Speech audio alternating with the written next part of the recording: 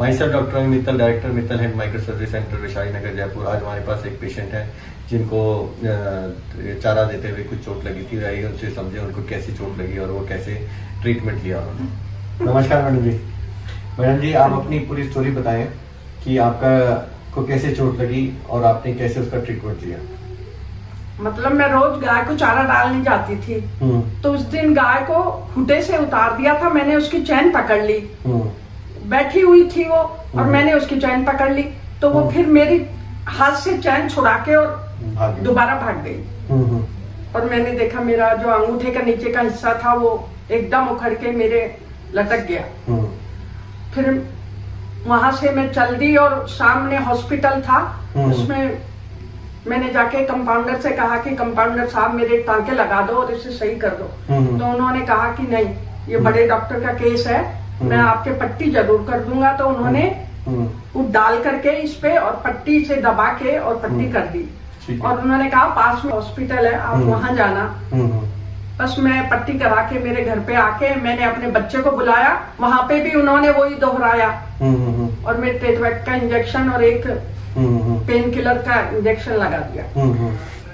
उसके बाद में मेरे बच्चे ने डॉक्टर साहब से बात करी होगी जिन्होंने मेरा हाथ सही किया है ऑपरेशन करके। 10:30 बजे में उन्होंने टाइम दिया हमें और हम उनके क्लिनिक पे गए। उन्होंने हाथ देख करके एडमिट होने के लिए कह दिया और उसी दिन मेरा ऑपरेशन करके। ठीक है, या आप बताओ कि मम्मी को तो पता है, जब आप हमसे मिले, ठीक है, तब आप लोग क्या क्या कंफ्यूजन बचे थे? कंफ्यूजन ये थे सर कि सर्जरी की आवश्यकता है भी या नहीं, हमें तो पता ही नहीं था। क्योंकि जो वुंड था वो देख के, जो लैसरेटेड वुंड था वो ये समझ में नहीं आ रहा था कि डीप इंजरी है कि सुपरफिशियल इंजरी है, केवल स्किन का लैसरेशन हुआ है। लेकिन जब आपने मम्मी को फिजिकली एग्जामिन किया और उसके बाद में सारे के सारे फिंगर्स को का सेंसरी और मोटार एग्जामिनेशन किया, तो आपने विदाउट एनी डाउट ये कहा कि it is a surgical case, should be treated at the earliest. तो आपने सेम डे हमको 7 जनवरी के दिन एडमिट किया।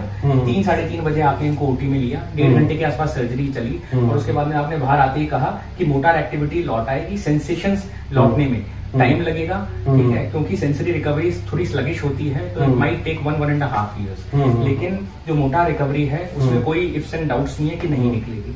तो उसके बाद में फिर 7 जनवरी से आपने 21st डे मम्मी के सबसे पहले तो जो आपने जो प्लास्टर पीओपी स्लैब जो लगा रखा था उसको स्टेबलाइज करने के लिए वो हटाया और उसके बाद में उनको खुला छोड़ दिया।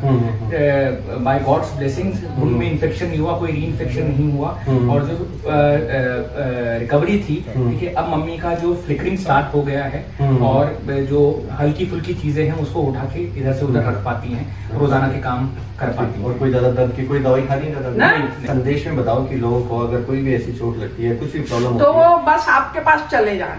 नहीं, मतलब ये तो नॉर्मल आंसर है। मतलब आपका जो एक फीलिंग था ना कि अगर आपके साथ ऐसा नहीं होता है, कुछ होता, आप बताओ सर, आप क्या अगर कोई भी व्यक्ति इस तरह की दुर्घटना का शिकार होता है तो उसे एक स्पेशलाइज्ड सर्जन को दिखाना चाहिए बजाय एक जनरल ऑर्थोपेडिक सर्जन के दिखाने के। क्योंकि इस तरह की चोटों में पता नहीं चलता कि चोट किस लेवल की है। अगर डीप सीटेड वुंड है तो हो सकता है कि आपकी धमनियां कट गई हो, आपकी नर्व्स डिसमेंटल हो गई हो, तो अगर उसको ठीक नहीं कराया जाएगा तो वो हाथ कभी काम में नहीं आएगा। तो जरूरी यह है कि एक स्पेशलिस्ट हैंड सर्जन के पास में पहुंचना अति आवश्यक है और अति शीघ्र, क्योंकि इसके अंदर वो जो टाइम होता है वो सबसे इंपॉर्टेंट फैक्टर होता है। आप जितना डिले करेंगे उतनी रिकवरी और पोस्ट ऑपरेटिव जो प्रोग्नोसिस है वो खराब होता चलेगा।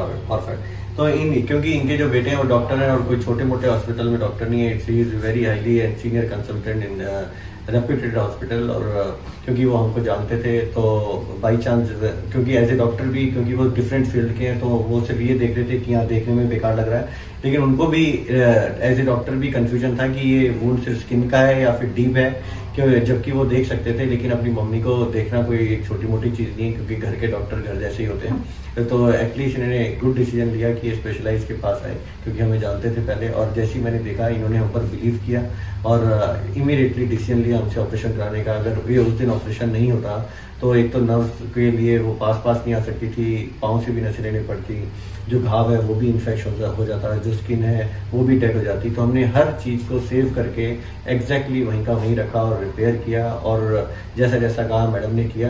और कई बार इनको हमारे पास आना पड़ा कि ये इनकी लकी थे कि ये हमारे आसपास ही रहते थे, ज़्यादा दूर से नहीं आना होता। तो जो आदमी जयपुर का ही है और सही जगह ट्रीटमेंट ले लेता है और फ्रिक्वेंटली आपके पास आता है और अपनी चोट को समझता है, तो उसी के कारण ही आज इनका जो मूवमेंट है इतना अच्छा है और ये ठीक हो पाए। अगर इसमें किसी भी स्टेप पे अगर हमसे ऑपरेशन भी करा लेते, लेकिन जैसा हमने कहा वैसा नहीं करते, तो ये अंगूठा कभी भी कामयाब नहीं होता। हमारे से ऑपरेशन करा लेते, हमारे पास आते रहते, लेकिन उसके बाद भी जैसा हम कहते वैसा नहीं करते, डर क्या है, तो भी ऑपरेशन कामयाब नहीं होता। तो इसमें जैसा डॉक्टर कह रहा है विदाउट एनी डर लेके एग्जैक्टली वैसा आप करोगे, तभी आप आगे बढ़ पाओगे। सिर्फ हमसे ट्रीटमेंट कराकर और फिर अपने हिसाब से चलना वो कभी ठीक नहीं रहेगा। तो थैंक यू सो मच। कोई और क्वेश्चन हमसे पूछ सकते हैं। Thank you.